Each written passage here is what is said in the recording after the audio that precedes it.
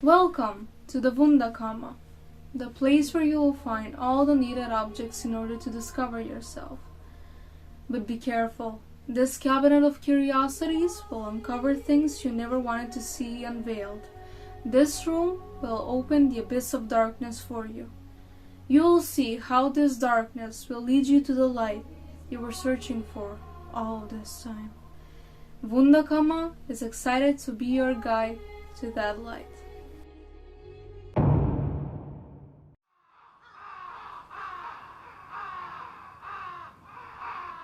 Mitsuru loves surprises. He loves to jump on people and surprise them. That's why he's called Jack in the Box. He's shown in the story because he really likes Kirie, but she finds that unnerving and avoids him. Because of that avoidance, she and her friend go through a cemetery every day on the way home, and vice versa. Her friend is creeped out by it because she knows that the people from Kurouzucho started to bury the affected cases of the spiral instead of cremating them. She mentions that no matter the place, when a person from Kurouzucho is cremated, a spiral forms in the sky. This makes Kirie wonder if everyone in this town is cursed by the spiral. Suddenly, Mitsuru appears and surprises them again. He's clearly on something. Mitsuru basically persuades her intensely to go out with her, but he doesn't take no for an answer. The reason why he wants Kirie as her girlfriend is because he wants to surprise everyone with something pretty. And here we have an obsession again. The Jack in the Box follows Kirie everywhere. He scares her and shouts after her while making Kirie feel more and more uneasy. He ends up sending her a present, but she doesn't want to accept it, so she meets up with him to tell him that she's really irritated because of his attempts and she doesn't like him. He goes into a moment of madness where he runs in front of a car in order to prove that his love will stop the car. He gets jammed in the front wheel into something spiral again. And here everything gets even more interesting because the spiral as an entity starts to show up, and that's what I want to know, what the entity itself wants to achieve. After the funeral, Kirie finally opens up the present and guess what it is? She's suddenly surprised by Jack in the Box. While Kirie is having a conversation with Shuichi on the phone, the spiral speaks through Jack, saying that Mitsuru died because of Kirie and that's all her fault, and that he will come back to get her. Shuichi and Kirie believe the entity and they show up on the graveyard looking for Mitsuru's grave in order to make sure that he doesn't come back to life.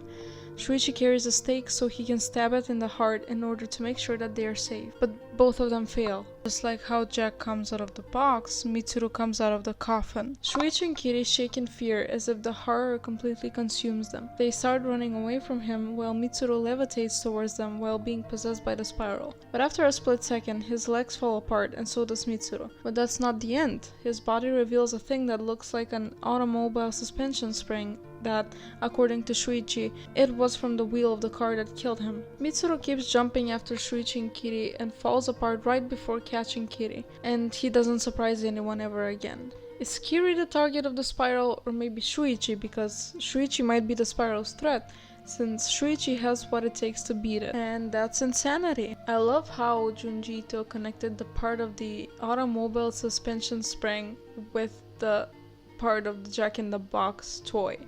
I mean, that's genius, and you really need to be creative in order to think something like that. I mean, wow, amazing. Jack in the Box has a really interesting story of origin. Jack in the Box is a material for a completely separate video, but I'm going to mention the story which is connected possibly to the expression. Even though Jack in the Box was intended to be a cheerful and amusing toy for children, just like the clown itself, it's used in many horror stories because of the widespread phobia that is called coulrophobia. Even though the American Psychiatric Association doesn't recognize coulrophobia as a phobic disorder, in its Diagnostic and Statistical Manual of Mental Disorders, coulrophobia can be seen in everyday life. With coulrophobia aside, the expression Jack in the Box existed long before the invention of the toy and can be seen in literature. The most interesting theory is the one that comes from the story of Sir John Shorn, who was a famous Christian and was believed to possess healing powers. He was said to have caught the devil and captured him in his boot. There are many artworks that depict him with the devil held in a boot. And even though there is no real evidence that connects this story with the expression Jack in a Box, I'm going to use this story in order to connect to another point that I want to make. So you're gonna see what gonna talk about. And we will connect this to the part where I explain whether demons exist and what they are, basically. The legend took place in the 14th century in a place called North Marston, where supposedly John Shorn was a rector. Because of his reputation of a good and virtuous Christian, a local devil who was called Bootstrappus wanted to take his soul. With this intention, one night he appeared in a burst of flame and a cloud of smoke, and said to Sir John, "Sell to me thy soul, John Shorn, and I will give thee powers beyond thy wildest imaginings. I will make thee a worker of wonders, the greatest wizard the world hath ever known." Even though John Shorn thought of the idea to use his boot in order to kick the devil out of his house, he got an idea about how to deceive him in order to get the devil's magic and keep his soul at the same time, so he found a win-win solution. John looked down at his boots and thought of the leather soles and how similar the words soul and soul sound. With this trick, he replied, "Aye, for the power that ye promise, you may indeed have my soul." With this response, Bootstrappus was convinced and made John Shorn the greatest wizard in every continent. He gave him the power to control water, earth, air, and fire. But the devil was deceived when instead of John's soul, he received this response: "As I said, you may have my soul to my boot, and you're welcome to it." In a moment of anger, Bootstrappus entered the boot in order to get the soul, but John Shorn sealed him by putting a crucifix on the top of it and saying the prayer for the devil not to leave the boot ever. Even though the devil tried to escape by going through the hole of the soul, John waxed the hole with a candle from the church in order to not let him get out. No matter how much he tried to get out, he could never leap up out of the boot. It is said that this story inspires the first versions of Jack in the Box, but who would know? It's also believed that John used the devil's power in order to help and heal difficult illnesses and disorders. The 8th chapter, The Snail, perfectly describes the way in which the universe operates and how it causes itself to integrate its own fragmented parts. And because we are the fragments of the same universe, and so we are it, we use the same methods in order to integrate what we resist the most. Katayama shows up only when it's raining, and what no one liked about him is that he always showed up late, and he's always too slow. But from all people, Tsumura doesn't like that the most. He doesn't only hate it, he despises it the most. Because of his slow speed, Tsumura starts to bully him and make fun of what he hates the most, his slowness. While Tsumura and the others are bullying Katayama, they notice a spiral on his back which leaves everyone shocked and weirded out. Over time, the spiral starts to grow so much that it makes Katayama look like a snail. He doesn't just look like a snail, he becomes one. It's like he intentionally becomes one in order to reflect what everyone hates the most, and that's being slow and being an outcast. Katayama starts to climb the walls of the school building, leaving everyone thinking that he's cursed by the spiral. The school authorities call his parents, and when they come back to find Katayama, they can't possibly recognize his own son. The shock makes them leave, thinking that it's some kind of a sick joke. And because his parents don't want to take him home, Katayama's classmates take him off the building and shelter him in the school property. But Tsumura doesn't stop provoking him. And guess what? Tsumura becomes what he hates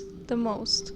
A snail. It's as if he resisted Katayama so much that he was forced to become what he resists. Because what resists always persists. And what is funny is that everyone mistook Tsumura for Katayama. I can smell the irony. And not only that, they are mating too, and they make some babies. After that sight, they were nowhere to be found. The only trace of them were their eggs, which were destroyed by their teacher, who also became a snail, because whatever resists, persists. But on second thought, wasn't the teacher actually the one who saved everyone from the curse of the spiral? Because if he didn't destroy the eggs, everyone would have been in bigger trouble. My guess is that if he left the eggs, the spiral would have affected everybody. But the thing is that either way, the spiral affects everybody. I will leave the story to you with the message that you always become what you resist the most. In the next chapter, we have more exposure on the spiral. One night, the Black Lighthouse in Kurouzucho starts to emit a bright, mesmerizing light that swirls like a tornado. This leaves everyone disturbed yet again, because everyone knows that the lighthouse is abandoned a long time ago. A strong beam even starts to hit the people who are staring, as if it wants to hurt them. Oh, these panels remind me of Van Gogh's painting, The Starry Night. I mean, I can see where the mangaka got this idea from. This light leaves Kirie's brother, Mitsuo, really impressed. The people of Kurouzucho don't feel the same. They feel disturbed and dizzy, because they all know that the lighthouse never had any electricity to begin with. So the right question is, where does the electricity come from? This is what the people from Kurouzucho go to the lighthouse to find out, but none of that helps because they never come back. It seems like the town is more troubled by the spiral than ever before. That can be seen through the citizens who start doing strange things. The light started to manipulate people into constantly swirling and spiraling. There's a fishing boat stranded on the cape. Looks like it happened last night. That's weird, there wasn't any wind. They should have seen the lighthouse too. What about the crew? Apparently, after it ran aground, they were found pacing the deck in circles. They all eventually fell into the ocean. One was rescued, but 2 are missing. Speaking of missing, I heard that the men who went to check on the lighthouse haven't come back. Conquered by curiosity, Mitsuo runs with his friends and they go towards the boat. Then, they enter the lighthouse. Kirie runs after them, but when she climbs the stairs, they have no end. She sees the spirals glowing in the dark, while she starts to feel like she's going insane. Suddenly, she smells burning. Is she imagining things, or is the smell real? Unfortunately, none of what happens is from her imagination. What she finds on the stairs are burnt bodies. I swear, I have no idea how Kirie remains sane after everything she's went through. And so I want to know her secret, honestly. Fortunately, Kirie finds 2 of the kids alive, but Mitsu and the other kid are still missing. They continued upstairs because they wanted to see. But to see what? What can possibly make you so curious? Or is the spiral compelling them, just like all of the other victims? Kirie finds them up at the end, but Mitsu is too afraid to move. She immediately understands that the light of the spiral is so strong that it starts to melt itself along with the whole lighthouse away. She sees that it's almost dusk, and if they don't make it until the sun comes up, they'll burn to death. While running from the exploding light, the boy behind burns into flames. Kirie and Mitsuo barely make it alive. It seems like the chapters aren't connected with each other, but I think that they are connected because every single event that happens in the same town, and Kirie somehow is the center of every single one of them. So these are kinds of events of what the people from Kurouzucho go through every single day. So let's connect everything to this main question.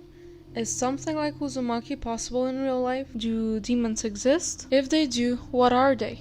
The answer is that something like Uzumaki is possible to happen in real life, and that's because demons do exist, but they are not what we think. Just like how angels exist, demons exist as well. Demons are beings who see themselves as disconnected and separate from the universe. They are a match to the energy of isolation, powerlessness, and separation. Because demons are disconnected from the universe, and they can't connect to the energy that we are all made of, they need to take energy from other beings. And in order to do that, they can perceive other beings as parts of themselves, remember? They feel separate from everybody else, and so they have a narcissistic behavior. There are different demons. There are ones who are older than humanity, and there are newborn ones. Demons don't believe that they can get their needs met, and therefore they feel powerless relative to getting what they want and need. If you understand narcissism and codependency, then you know what demons are pretty well. And guess what? Just like how people are connected to spirit guides, they are also connected to demons, because with that contract and the help of a demon, they both get an unmet need met. So that means that all of us have contracts with some kinds of spirit guides and demons. If not, we're close to creating ones. A central part of Jung's theory in the archetypes of the collective unconscious is the concept of demon. The demon, according to Jung, is an aspect of our psyche that is experienced as negative and therefore cannot be conceived as part of who we are. Repressing the demon only makes it more powerful and our fear on it increases. According to Jung, in the archetypes in the collective unconscious, the old naive human honestly believed in the existence of God and demons which played various roles in his daily reality. He did not realize that these demons are projections of himself casted on the external world. Man and his world were, therefore, undistinguished. Modern rational man, on the other hand, is aware of the fact that gods and demons are of his own imaginative making and therefore, being rational, denies their existence and represses them into the unconscious. Jung holds that this rationalist process causes mental energy that was previously invested with the gods to be redirected inwards. The naive man was projecting his darker sides to demons, allowing him to remain clean in his mental experience. Modern man, on the contrary, overburdens his own unconscious with negative mental energies, since he loses touch with his own demons, which are no longer manifested, only repressed. With this explained, I took the story of John Shorn and Butch Travis in order to show you that interactions like this happen on a daily basis, and we're not even aware of those interactions because most of them happen behind closed doors, in the unconscious. The right question is, what are you aware of? And I will leave you with this to think about the connection between the spiral, the entity of the spiral itself, and the humans in Uzumaki. And let me know what you think in the comments. And thank you so much for watching part 3. Please subscribe, like the video, share it if you find it interesting, and if you want to see part 4. I can't wait to read what's gonna happen with Kirie. See you in part 4.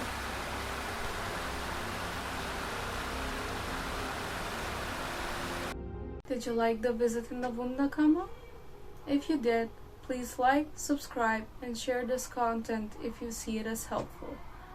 Did you also notice the artworks in this video? They're not put accidentally.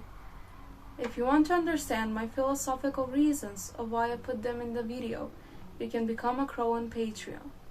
In that tier, I'm posting the paintings and the contacts they have in the video. You can also see them like Easter eggs. But only crows can see through the messages, because they are messengers themselves. You can also become a raven. In that tier, you can ask me for answers and guidance about anything you're curious about, and you're going to receive a high quality answer. I also have playlists on Spotify under my name, Katerina Lunas, if you need something to trigger and enhance your emotional experience. Can you hear the footsteps? They're the footsteps of illusion. It's coming. But what are you going to do about it? Accept it or do something about it?